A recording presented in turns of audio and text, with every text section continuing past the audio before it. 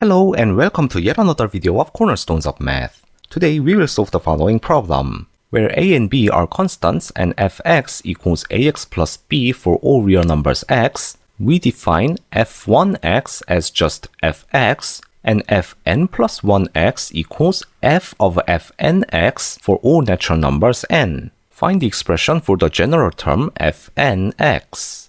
So what to do first? Well, sometimes the best way to find the actual method is just go for it and calculate first few terms of fnx.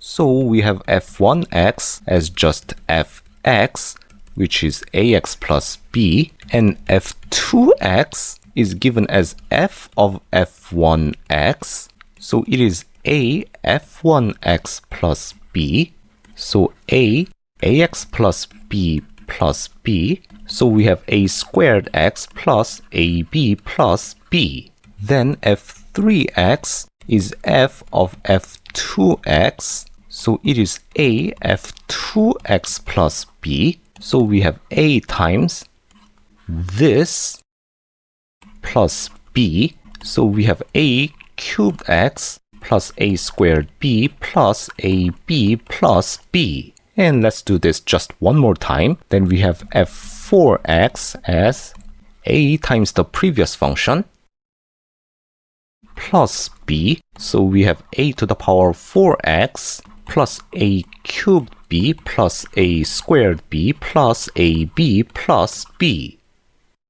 And some of you might have noticed the pattern here. Judging by these first few terms, it is reasonable to guess that fnx is given as, first we have a to the power of nx as the x term, then for the constant term we have a to the power of n minus 1b plus a to the power of n minus 2b plus and so on, up to ab plus b, so we can write this as a to the power of nx plus, and as for the constant term, we have b here, then a to the power of n minus 1 plus a to the power of n minus 2 plus so on, plus a plus 1.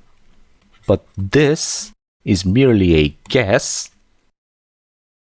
So for a rigorous solution, we must prove this using mathematical induction. So let's do that. First, the base case. When n equals 1, we have f1x as ax plus b, which is given in the problem and also can be obtained by the expression above, so it is obviously true. Next, the induction step. Assume that for some natural number k, fkx is expressed like this. Then fk plus 1x can be obtained by f of fkx, which is a fkx plus b, so we have a times the entirety of fk, then plus b. So first, we have a to the power of k plus 1x, then we have a times a to the power of k minus 1 plus a to the power of k minus 2 plus a plus 1 times b, then plus b, which can be written as a to the power of k plus 1x plus, and then combining the two terms using common factor b, we have a to the power of k plus a to the power of k minus 1 plus so on, until we have a squared plus a, and plus 1 from here, times b. And as you can see, we have obtained the expression in the same form for fk plus 1x as well.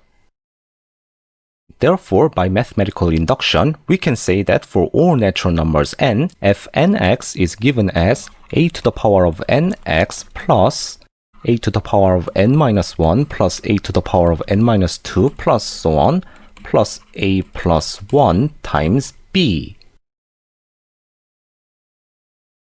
And here comes the mistake part. You see, the irony is, there will be absolutely no problem whatsoever if you just leave this expression as is. But the problem may arise if you want to be some smarty pants and try to simplify this expression. You see, this part is a geometric progression with a common ratio a. Therefore, you might want to use the formula for the partial sum of the geometric progression. the sum of first n terms of the geometric progression with first term a1 and common ratio r is given as first term a1 times r to the power of number of terms n minus 1 divided by r minus 1. For our case, the first term a1 is 1 and the common ratio r is a. So we have a to the power of nx then plus, first term is just 1, so we have common ratio a to the power of n minus 1 divided by a minus 1 times b. And this is it, right? Well, no. Nope. The problem here is this formula involves a step where we divide by r minus 1, which cannot be done if the common ratio r is 1. Therefore, for our case where common ratio r equals a, this expression is not valid when a equals 1. So if you really want to use the partial sum formula of the geometric progression, you must divide the case into when a does not equal 1 and when a equals 1. When a is not equal to 1, we can use the above expression. And when a equals 1, fnx, whose unsimplified version is this, is given as now 1 to the power of nx plus 1 to the power of n minus 1 plus 1 to the power of n minus 2 plus 1 plus 1 b. So we simply have x plus, then, since this is just n, we have nb. And this is the answer. I tell you again, this formula for the partial sum of the geometric progression only works where the common ratio r is not equal to 1. Then what happens when r equals 1? Well, in that case, the partial sum just becomes a1 plus a1 plus a1 plus so on. So it just becomes n times a1. And that's all for today's video. Thank you all for watching, and I will see you in another video.